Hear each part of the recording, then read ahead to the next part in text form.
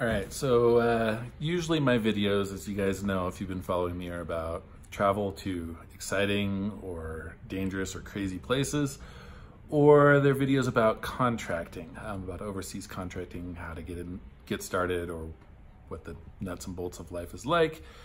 This video is going to be a little different. Today, I wanted to make a video about my YouTube channel, what I'm trying to do with it, the nuts and bolts of what it's like to run a small YouTube travel channel, and talk a little bit about how I do what I do, how I afford to live overseas, travel all the time, and basically how I make it work. So first thing is, I don't live in the US. When I am not working on some overseas contract, I live in Ecuador. That is how I'm able to spend so much time traveling and be able to afford to support my wife and 2 kids. The channel, what it's like, what it does for me. I don't make a lot off YouTube. I'm still a small channel, a little over 4,000, maybe 4,400 subscribers at the moment. I make about $100 a month. So my income really doesn't come from YouTube. In fact, it doesn't actually cover the cost of equipment yet. Now, the equipment is stuff I'd buy anyway, so it subsidizes my desire to have nice cameras and gear, but it doesn't really pay. So what it does do for me is it makes a lot of contacts. I end up talking to people from all over the world and make a lot of connections for other contracts. And who knows, you know, at some point in the future, the way the channel is growing, it may be my full-time job, but it's not at the moment. So what sort of equipment do I use? 99% of the time when I am shooting video, as I am right now, I use my iPhone. Now, I use a top-of-the-line phone. I use an iPhone XS because it's got an image stabilized camera on both the front and the back, and it's actually got a pretty good camera. Do I have better cameras? Yes. Do I use them? No. And the reason is I'm a firm believer when I'm shooting travel videos that it's best to use something that is inconspicuous and something that doesn't change your experience too much.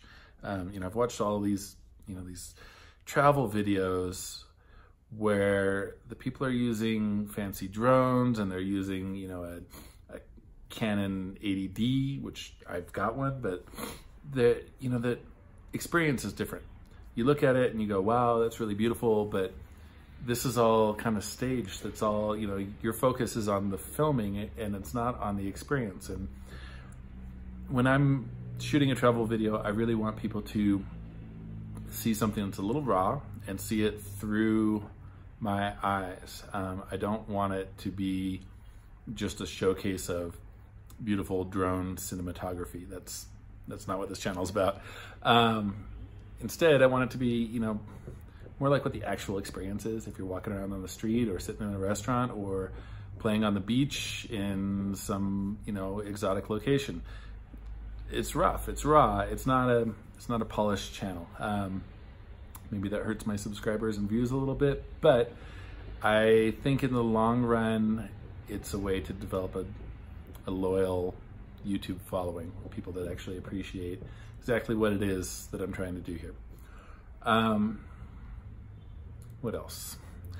So YouTube is kind of a hard gig the last couple years. There's been a lot of problems with demonetization, very poor communication with YouTube. It's a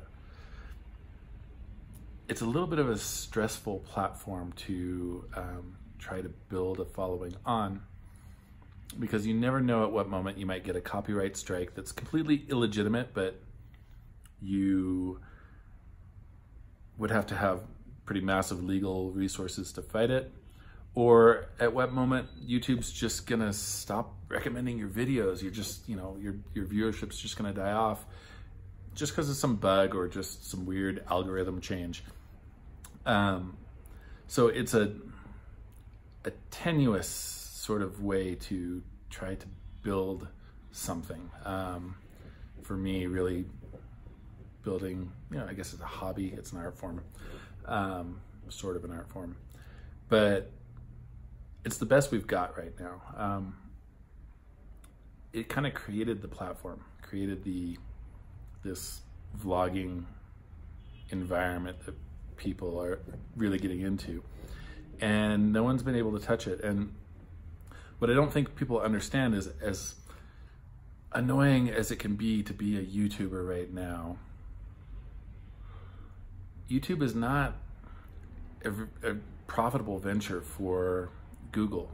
It's something they're looking at, hoping and making a profit on in the future, but I think they're still losing money on what YouTube is. So it's easy to get mad at them about some of the just boneheaded things that they do, but you got to keep in mind they're doing a lot of experimenting and trying to figure out how to tweak this system they've got to actually make it money, because it's obviously a project that's a massive amount of work, a massive investment. What else do I want to say? How do I travel? So I work a lot of overseas jobs, and they tend to be very high-paying jobs. I'm an electrician. If I go work a contract in, say, Afghanistan, I might go work for a year. I make a little over $100,000, and the money is actually tax exempt. So I'm not dropping, $25,000 on my $100,000 to pay my taxes.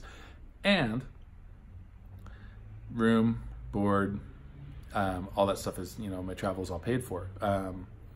So if I go make $100,000, I actually keep $100,000, which is pretty exceptional. It's not anything close to what most people experience when they're working. So I work contracts like that, where I can go make a lot of money in a short time that allows me to take long vacations and long trips wherever in the world I want to go afterwards. And as I said, I live in Ecuador, where life is really cheap. That sounded wrong. Where the cost of living is really cheap. Maybe life also, if you've seen the traffic here and the lack of using seatbelts. But it's a way to be able to do what I do. Beyond that, I travel cheap. I'm not staying in expensive places. I buy cheap flights. I'll save $200 by buying a flight that has me traveling for 48 hours. I put up with some hardship to be able to make it work. Basically, I'm cheap. And I don't plan a lot for the future. It's just not my style, my way of being. In my life, everything's always worked out. So yeah, I don't have a 401k. I don't put money aside. I save up cash and then I use it. So that is how I do what I do. I